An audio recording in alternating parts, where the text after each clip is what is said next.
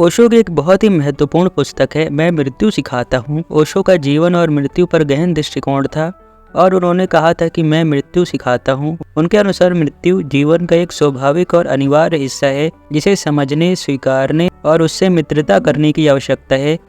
ओशो का यह कथन हमारे जीवन के अस्तित्व के बारे में एक गहरी समझ प्रदान करता है। ओशो कहते हैं हम मृत्यु से डरते हैं क्योंकि हमने मृत्यु के बारे में गलत धारणाएं बना ली हैं।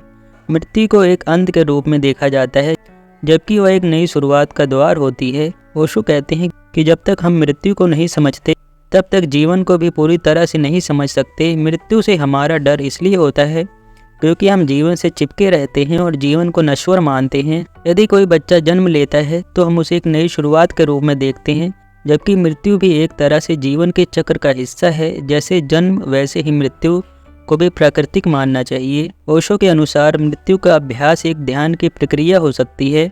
उन्होंने ध्यान की कई विधियां दी हैं जिसमें उन्होंने मृत्यु को प्रतिदिन अनुभव करने की सलाह दी है। ध्यान के माध्यम से आप अपने भीतर की गहरी शांति और मौन को महसूस करते हैं जो मृत्यु के समान होता है। ओशो का मानना था कि ध्यान के माध्यम से जब आप छोटे छोटे मरने का अभ्यास करते हैं तो वास्तविक मृत्यु के समय आपको कोई डर नहीं होता। यहाँ मृत्यु को मित्र मानकर उससे साक्षात्कार करने की प्रक्रिया है। ओशो का मृत्यु ध्यान या डेथ मेडिटेशन इस अभ्यास का हिस्सा है।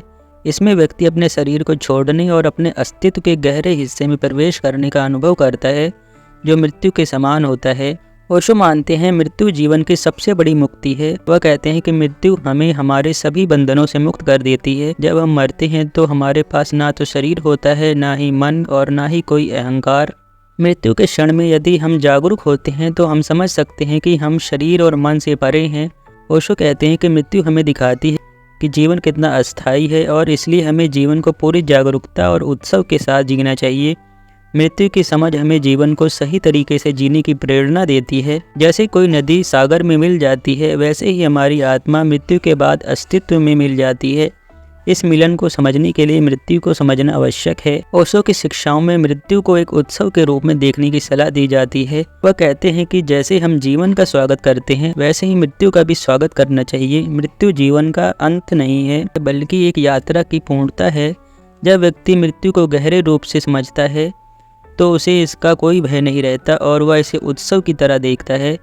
ओशो कहते हैं कि जिस तरह जन्म का स्वागत हम आनंद और उत्साह के साथ करते हैं उसी तरह मृत्यु का स्वागत भी हमें शांति और समर्पण के साथ करना चाहिए। ओशो मानते हैं कि अधिकांश लोग अचेतन अवस्था में मरते हैं क्योंकि वे अपने पूरे जीवन में कभी भी ध्यानपूर्वक नहीं जिए होते। जो व्यक्ति ध्यान में जीता है वही सचेतन रूप से मरने के लिए तैयार होता है। ध्यान का अभ्यास व्यक्ति को यह समझने में मदद करता है कि मृत्यु केवल शरीर का अंत है, आत्मा का नहीं। ओशो के अनुसार यदि आप ध्यानपूर्वक जीते हैं तो आप ध्यानपूर्वक मरते हैं और यह मृत्यु का सर्वोच्च अनुभव होता है। यदि आप अपने जीवन में ध्यान का अभ्यास करते हैं तो मृत्यु के समय आप इसे पूरी जागरूकता और शांतिपूर्ण ढंग से अनुभव करेंगे और यह आपको अस्तित्व की उच्चतम अवस्था में ले जाएगी। ओशो का मानना था कि मृत्यु को समझना और उससे जुड़ी जागरूकता व्यक्ति को जीवन में सच्ची स्वतंत्रता प्रदान करती है। जब हम मृत्यु से मुक्त होते हैं तो हमारे जीवन में कोई भय नहीं रहता। मृत्यु से मुक्त होने के लिए हमें अपनी मृत्यु के बारे में निरंतर जागरूक रहना चाहिए। यदि आप जानते हैं कि मृत्यु कभी भी आ सकती है तो आप अपने जीवन के हर क्षण को पूरी तरह से जिएंगे। आप जीवन में किसी भी अनावश्यक बात से चिपके नहीं रहेंगे और जीवन को पूरे खुले दिल से जी पाएंगे। ओशो कहते हैं मृत्यु को हमारे रोजमर्रा जीवन का हिस्सा मानना जरूरी है। हमें हमेशा ये याद रखना चाहिए कि जीवन अस्थायी है और किसी भी क्षण समाप्त हो सकता है।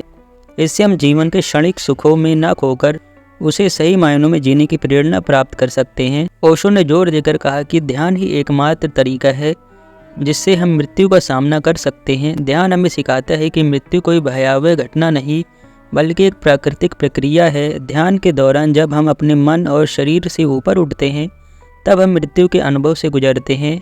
यह अभ्यास हमें मरने से पहले ही मृत्यु का अनुभव कराता है जिससे वास्तविक मृत्यु का डर समाप्त हो जाता है।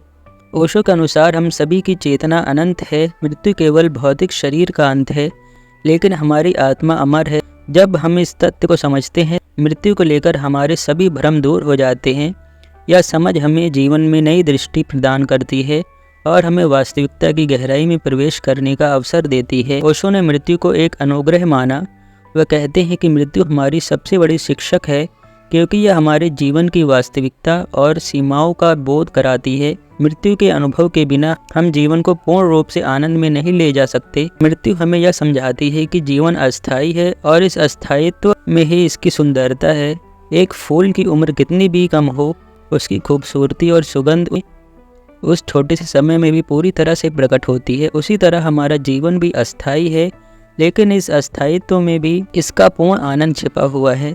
तो आप ओशो का डिस्कोर्स मैं मृत्यु सिखाता हूँ सुनना चाहते हैं, पढ़ना चाहते हैं, तो आप ओशो वर्ल्ड वेबसाइट पर विजिट कर सकते हैं। धन्यवाद।